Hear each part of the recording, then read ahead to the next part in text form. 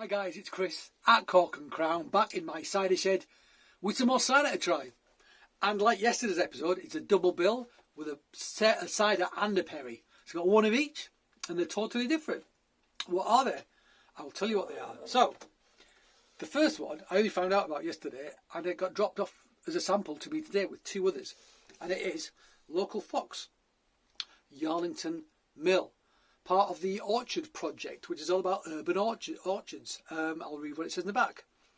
Here at the Orchard Project, we're on a mission to help London rediscover its lost orchards. Every bottle sold helps us support urban communities to restore and care for these pockets of nature within our city, cleaning our air, supporting wildlife and providing fresh fruit for generations to come. Cheers to that. London Pressed. Local Fox Yarlington Mill is a 2018 single variety cider created to tackle farm fruit waste by utilising surplus cider apples. The apples are traditionally pressed in Walthamstow and fermented with wild yeast. It's juicy and balanced with butterscotch and toffee notes. So it's a charity, and that's what they do. I got 3 ciders dropped off today, this one and 2 blends. So let's start with the Yarlington Mill. I love Yarlington Mill. So Yarlington Mill from London, pressed in Walthamstow. How cool is that? It's actually a pretty little bottle, that, isn't it? What a nice little thing. What's the second thing? Second thing is from Kevin at Monnow Valley, and it is Betty Prosser. Betty is back in the shed at last. We've missed you, Betty. Harvest 2020, medium perry, 5%, bottle conditioned, whole juice, pressed September the 20th, bottled November the 20th. It's got a tweet there. Pour gently to avoid disturbing sediment. So cool. 5%. We'll try that one in a minute. Let's start with this fella. A lady called Colette emailed me yesterday. It might have been this morning. I think it was yesterday. And these got dropped off today. It's fantastic. And I'm really interested to try it. I will give my honest opinion. This was given to me free. So yeah, let's see what it's like. But I think it's something I'd like to back.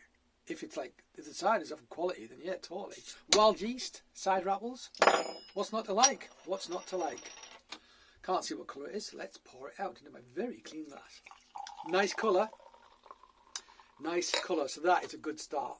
I don't know if it's filtered. I assume it's bottle conditioned and filtered. That is very bright. And the bubbles look to me like they're going to be forced carbonate. They're quite big bubbles. Nice retention of head on there though, isn't there? That's quite nice. So there's my thingamajig. Look at that colour. That's a beauty. You're a beauty, mate. Thanks a lot, Chris. Yeah. I mean, that's Tizer territory right there, isn't it? It really is. Tizer territory. Let's smell it. Subtle nose, but almost toffee. I want to say toffee. Yeah, there's a hint of, I want to say like toffee apple. Except in a toffee apple, the apple is like is a colour. It's like a dessert apple usually. Maybe a bit sharp, like Bramley style sort of thing. I feel like the apple in this is a riper, redder, more aged apple. But yeah, there's a toffee character, toffee apple. That's what I say. Apple and toffee. There you go. Nothing wrong with that. They said something about the flavour on there. What was it? I'm just going to check actually. Just going to check. Butterscotch and toffee notes. There you go. I'm in agreement. I concur. Let's taste it.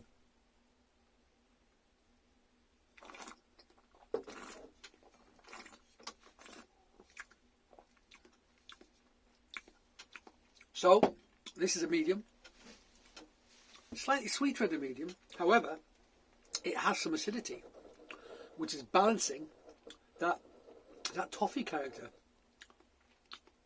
This ain't a bad cider.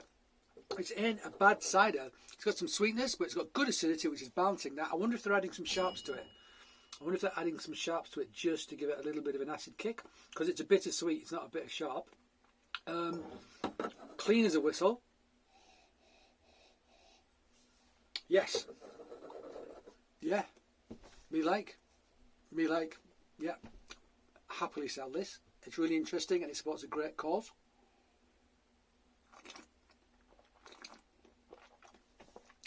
If anything, it's a mite too cold. Good though, the sugar, it's almost like a toffee sweetness rather than just a sugary sweetness, which I like, and that acidity balances it great. Yeah, cool. Local Fox, Yarlington Mill. Very interesting. I'm always a bit dubious about People making cider in London, because most of the cider apples you get in London are going to be like cookers or eaters, which are fine, but I don't think they always bring as much structure. And it's a grab and it's just, you get what you get and you mix it together and you make your cider. So it's very hard to be selective when you get things from so many different places. This though, because it's single varietal Yarlington Bill, I assume from various places rather than one place. But yeah, it's cool. It's cool. I'm going to finish it so we can try some Perry. Raymond the Wasp is just coming in. What time do you call this? Hey?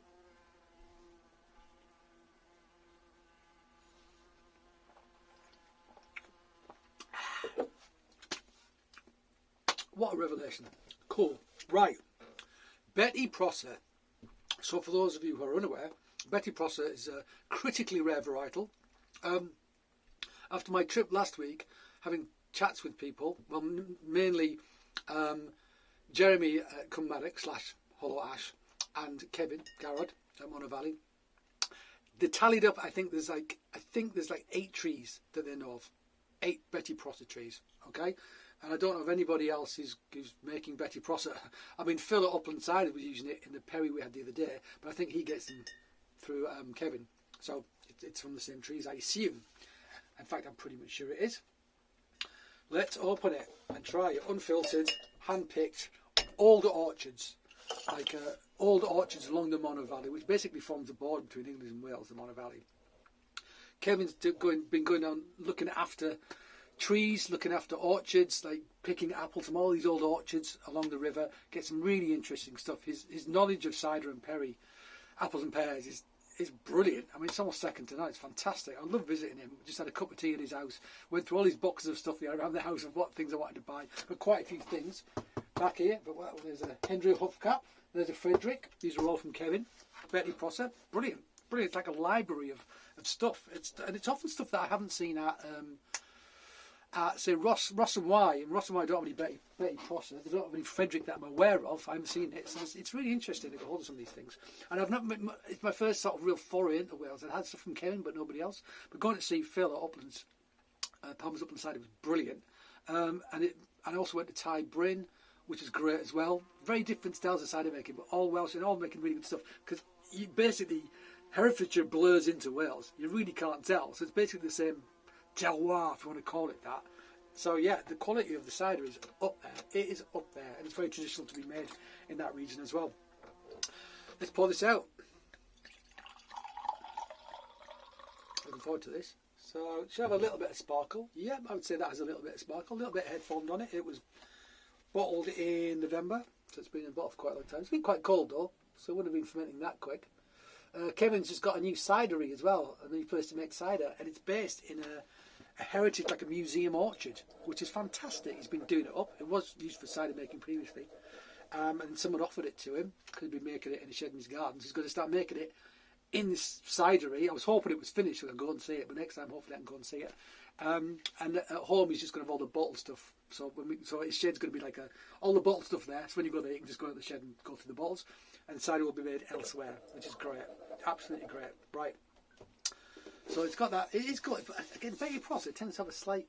I don't know what it is. It's almost like it's not just pure gold. There's like almost like a Pinot Gris grayness to it. That's what. It's like a Pinot Gris grayness to it, which I think I spotted in Palmer's Upland Cider Rupert the other day as well. I think I said it was a pinkish blush, but sometimes it's like pinky grey kind of thing. Anyway, let's smell it. Delicate nose, super delicate nose. A little bit of sort of woodiness or something. Merest hint of pear, but there's like an earthy, woody kind of character as well, I want to say. Yeah, there is. My neighbour's got his smoker on, Matt, so I'm tempted to say, oh, it's quite smoky, but I'm pretty sure I can smell his Matt's smoke next door, because it does generate quite a lot of smoke. Yeah, there's very subtle, round, rich, creamy pear character. There's a little woodiness as well. That's what I want to say.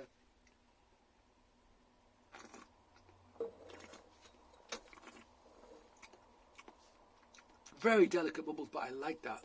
Just a prickle. Some tannin actually as well. Great fruit. Nice acidity. I'd say it was a medium, but not sweet in any way, shape or form. It's really nice, and there's good acidity in this as well, like pear acidity, which is really working with the with the sweetness.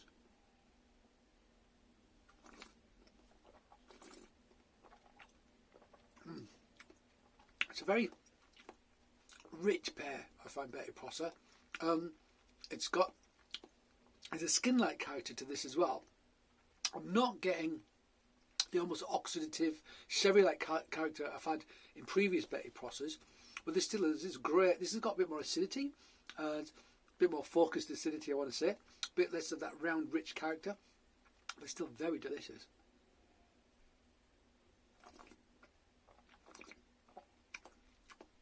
For me, this is closer to like an amazing pear juice. That's what I want to say with this one. So it's quite different in character. 25%. I mean, it's medium, so all the sugars haven't been fermented out. Some of the sweetness might be sorbitol, so non-fermentable. But tasty, tasty, tasty. This feels more like a hot weather perry than the last Betty Prosser that I had from Kevin, I must say. I thought I got some dry stuff off him as well. I might be wrong. I could well be wrong, in fact. But I'll have to go through these boxes and I can't be bothered to do that now. So, yeah. I thought I would, he does everything so well. He's got such great attention to detail, so passionate about it. I mean, how can you go wrong, if you're doing it with such passion? So there you go, guys. Two quite different things. Local fox, an urban London single variety Yarlington mill. Never thought I'd say that, but there it is. And this guy, what's actually say? It's called Monnow Magic Perry, which is a Betty Prosser medium perry 5% from the 2020 harvest. Cool. All right.